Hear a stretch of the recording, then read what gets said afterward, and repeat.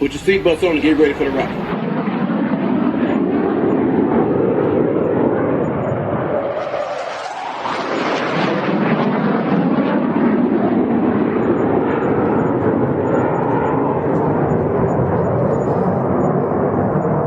We're the freaking New York Jets, so we're built for this shit.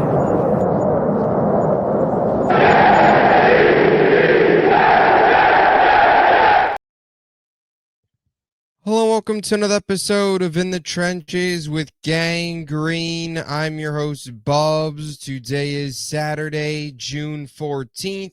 Hopefully everybody's having a good day so far today. This is episode 555 of the In the Trenches with Gang Green podcast. I thank you, as always, for joining me. For those tuning in on YouTube, make sure to please like and subscribe. Of course, appreciate all of those tuning in on all the other audio podcast platforms. And today we've got some more New York Jets news to discuss. As coming out of mandatory minicamp, the New York Jets signed 2 depth pieces to the roster. We will break down both of those additions. And I also wanted to get into a winners and losers, stock up, stock down report, however you want to label it, coming out of mandatory minicamp, who I felt stock rose after minicamp and OTAs, and who I felt stock fell after mandatory minicamp and OTAs before we head into training camp here in a little over a month. As always, though, before we begin, I've got to tell you about our podcast partners, starting with our friends over at BetUS, America's favorite online sportsbook. If you want to get in on any of the sports betting action, check out BetUS and use my link in the description of this video to get a 125% sign-up bonus on your first 3 deposits up to $2,000. Also, our friends over at SeatGeek. If you want any of the hottest tickets in sports or entertainment, check out SeatGeek and use promo code BUBSONSPORTS for $20 off your first purchase and get yourself out to the hottest events. And, of course, check out our friends over at Huga House. If you want any of their awesome selection of hats, sweatshirts, T-shirts, check out Huga House and use code BUBS for 15% off any purchase and get yourself some awesome Huga House swag. So here we go, episode 555. Appreciate you all tuning in here on a Saturday program. Mandatory minicamp is in the books. OTAs is in the books. The offseason is in the books. And now we wait for training camp to begin July 22nd. The New York Jets will report to Florham Park to begin their preparations for the 2025 season. Cannot wait. Of course, we will have you covered here on the podcast. But today I wanted to break down just a couple things coming out of mandatory minicamp. Wanted to start with 2 roster moves that the New York Jets made, added 2 players, and in corresponding moves, they also moved on from 2 players. So we'll throw it up here on the screen for the YouTube audience. Here was the official announcement. The Jets posting, we have signed guard Marquise Hayes and defensive end Jonathan Kingsley to the active roster. Additionally, they have waived Zach Bailey and DB Trey Swilling. So the New York Jets made 2 roster moves there. Kingsley Jonathan, while name on there was actually Jonathan Kingsley, his first name actually is Kingsley Jonathan. So we'll start with him, Kingsley Jonathan, then we'll move on to Marquise Hayes. Both of these guys are 2 depth pieces that I think at most you're looking at practice squad. But from Kingsley Jonathan's perspective, actually born in Nigeria and then moved to Baltimore where he grew up. So definitely an interesting background there. 27 years old, has been in the NFL for 3 seasons now, was a 2022 undrafted free agent out of Syracuse.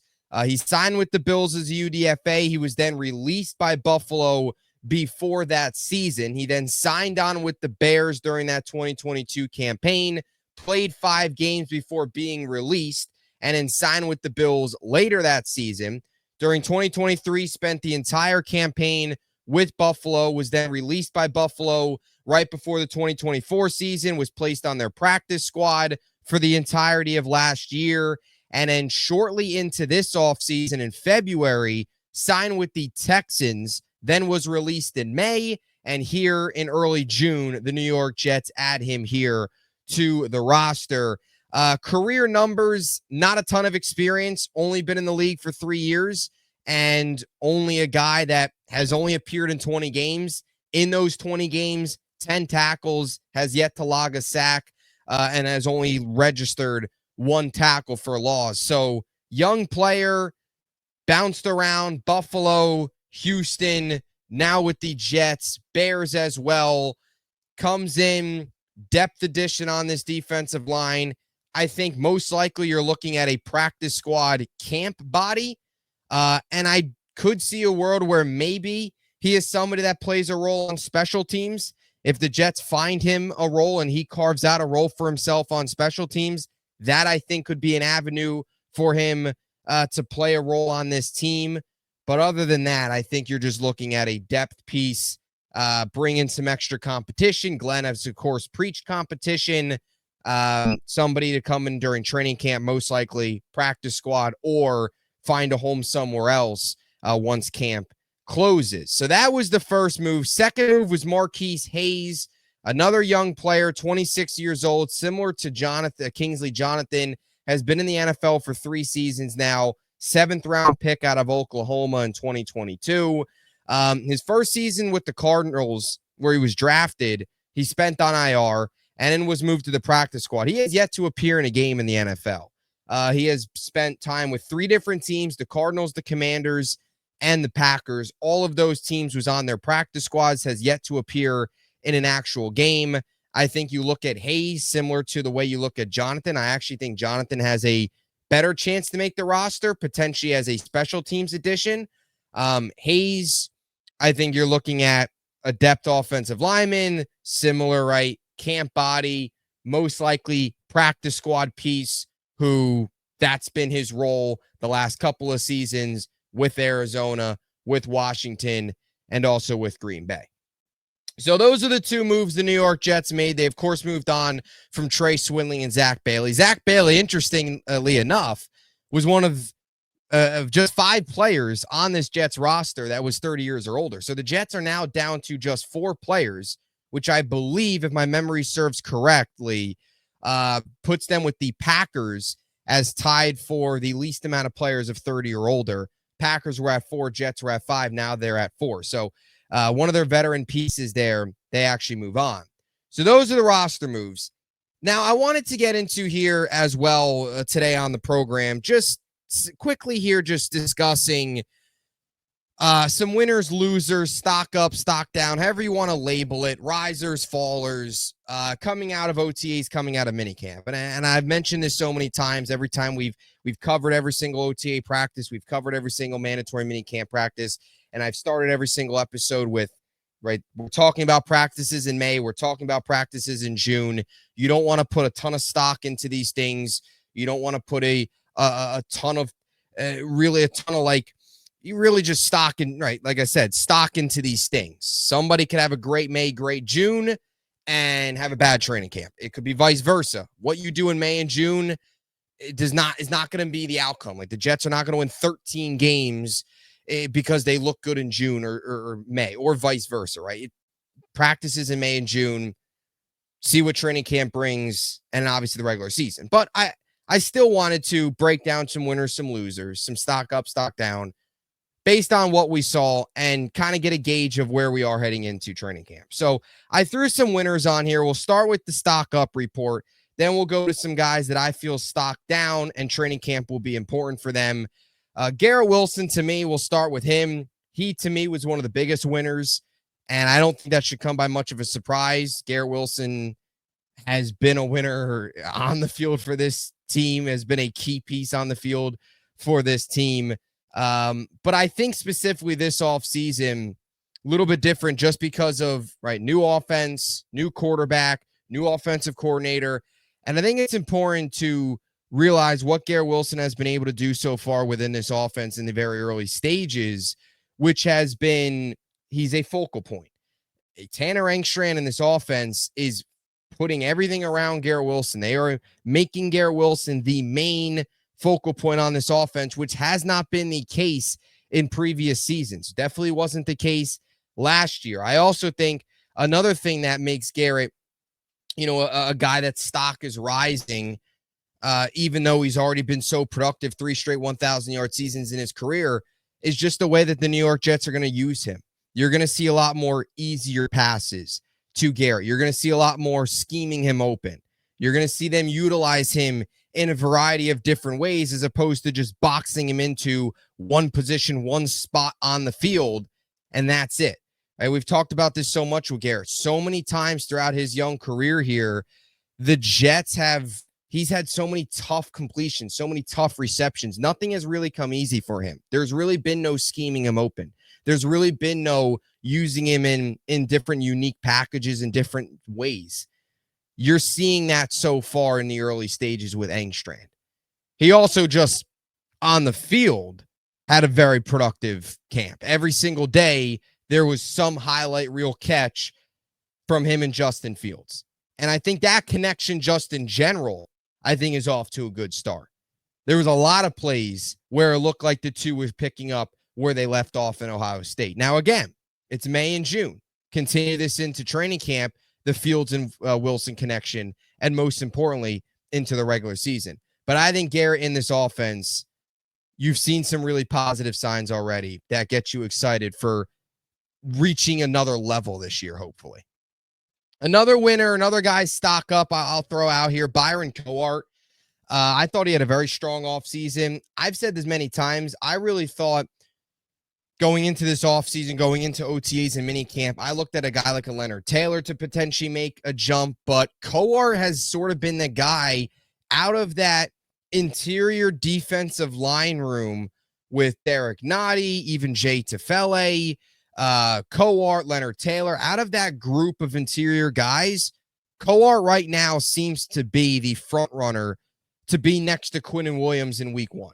And there's still a long way to go, right? We'll see what happens in training camp. But so far, I think Cohart's got a leg on the rest of the competition. Athleticism was on display throughout camp, had a couple nice plays, couple pressures, looked good, looked comfortable in the scheme. I always say Cohart's an interesting one just because he was with Eric Washington last year in Chicago. Eric Washington, now the defensive line coach. So you do have that connection that could potentially be helping him here, have kind of a leg up on the rest of the competition. Zach Rosenblatt also wrote an article about a month ago that Cohart was somebody that he was impressed by, and it feels like is the front runner right now. So I'll throw Cohart in there as well as probably going into camp the front runner for that number 2 DT spot next to Quinnen Williams. I think another stock up was Will McDonald. Added 15 pounds, looked good, had a few sacks. I think it's important his explosiveness, all that stuff continued to look good on the practice field, which I think is important, right? Sometimes putting on weight, you want to make sure that you are still explosive, still bendy, still athletic. He was all that. And then the next big step for Will McDonald, and we'll really get this during training camp, is how he looks against the run. And I think putting on that size, putting on that weight can open up another element, can open up another level in his game where he can be able to stop the run a little bit more, hold his edges a little bit more, just be a more well-rounded pass rusher with more size. Will McDonald, I think, stock up. Couple other guys. I think Fields, obvious one. I think Josh Reynolds, in my opinion, had a pretty good OTAs and minicamp. I actually thought minicamp specifically called a touchdown pass from Fields. I thought those two were connecting really well. The 2 days that they were really doing a lot of work, right? Day number 3 of minicamp was a much calmer practice after 2 days of, going at it pretty hard for a June practice. I thought Reynolds actually did pretty well. And I think Reynolds right now is the front runner for this wide receiver number 2 spot. And I think the last couple weeks here, I've proven that with the way him and Fields have connected. So, and then those two were positives. I threw a couple other on here. AZ Thomas, I think, was a winner. He had a few pass breakups. I just thought in general, and you even just, hearing from some of the reports and all that stuff, held his own in coverage. I thought he had a good start for the rookie, and I continue to say it. I think AZ Thomas is a guy that we're going to see out there at some point this season play a big role for this team. I think there's a good chance he starts. Him and Malachi Moore, I've said this many times, there's a good chance they start at some point this year. Mason Taylor threw on here as well. Not so much minicamp. Mason Taylor, I thought, had a very strong OTAs. Minicamp wasn't, you didn't see him a ton in terms of receptions and stuff like that. OTAs, though, I thought he was good. Glenn also spoke very highly of him, just about his blocking, actually, that stood out to him, which I think is a positive, somebody to be more of a well-rounded player. And I would even say this, Arian Smith, although he's kind of been working in the rehab area during mandatory minicamp, his speed flashed. My biggest thing with Arian Smith is your speedy guys, those type of players are going to stand out during minicamps and OTAs when it's non-contact. The biggest step for Arian Smith is what does he look like once the pads come on, once he's up against those physical press corners, once the routes and the route crispness and your route tree really starts to matter, that's the next big step for Arian Smith. But speed-wise, it was on display. So those are some of the stock up guys. In terms of stock down, losers, fallers, however you want to label them, coming out of minicamp and OTAs, I throw Malachi Corley on here. He's been non-existent. Dealing with an injury, don't really know the specifics of the injury, just been working in the rehab area. To me, I don't think, and I continue to say it, to me, Corley needed to have a very good offseason and a very good training camp, almost perfect offseason and training camp to make this roster, and he's already off to a terrible start because he was not out there for OTAs or minicamp, especially minicamp most recently here. It'll be interesting to see what happens. Corley's going to need a very big training camp. I know a lot of people want to sit here and say, oh, well, he was a second-round pick last year or a third-round pick last year. How are you going to give up on him? Darren Mucci and Aaron Glenn did not make the pick. They have no loyalty. They have no connection to Malachi Corley. Mucci was in Denver. Glenn was in Detroit when Joe Douglas and Robert Saleh exchanged texts no matter what. Right? This regime has no connection to him. All they know about him is he is a second-year player coming off of an atrocious rookie season. That's all they know. And so far, what they've seen, they haven't seen really anything. So, to me, he's a stock down. We'll see what happens. He's going to need a huge training camp. He's going to need a big training camp. No other way to put it. Especially if Arian Smith has a good camp. He's another one that could jump Corley. Right, I thought Gibson did more in the offseason here than Corley did. Tyler Johnson's a veteran. Probably favor him over Corley. There's no guarantees on this roster. So to me, he's stock down. I'm going to throw Brandon Stevens on here as well. And I don't want to, again, this is June and May practices. I'm not panicking. None of this. But Stevens, to me, he was getting beat a lot by Garrett Wilson. He didn't have the best OTAs minicamp. You saw some of these struggles with Stevens over the last month or so that you saw last year in Baltimore. Stevens is going to be very, very, very interesting player to watch during training camp, where he's in terms of improving and being able to play the ball and just getting back to where he was 2 years ago. Steve Wilkes talked about it, the plan they have for him. He's working through that. This is a coaching staff to trying to coach him up, trying to get more out of him. They obviously believe they can. Training camp will be big for Brandon Stevens. I don't think OTAs and minicamp was necessarily a good start for him. You hope he can come into camp, work on those things, and go out there in the regular season and have a much better year, have a complete opposite of the year he had last year. Leonard Taylor is another name. I don't want to... It's tough to gauge all these defense and offensive linemen in trenches and stuff because there's no pads. It's not 100%. But Leonard Taylor just didn't stick out. Like, you really didn't hear anything from Leonard Taylor, right? You even heard Rashad Weaver flash a little bit. We talked about Byron Cohart. He is somebody that flashed over the last couple weeks here. Leonard Taylor didn't. You just didn't really hear anything about him. And I think Leonard Taylor was a name that I was starting to get intrigued by as a potential option for this New York Jets team to start next to Quinnen Williams, especially with the way they approach free agency. You almost wondered, especially the way they approached the draft, if Glenn and Muji felt that Taylor could be that young piece that takes the next step. That is still entirely possible.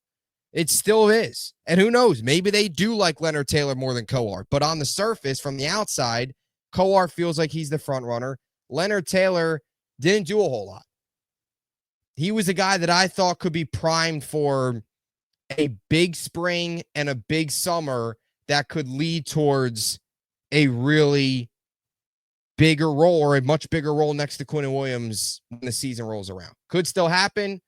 Hasn't yet. So somebody that I think could definitely use a big training camp.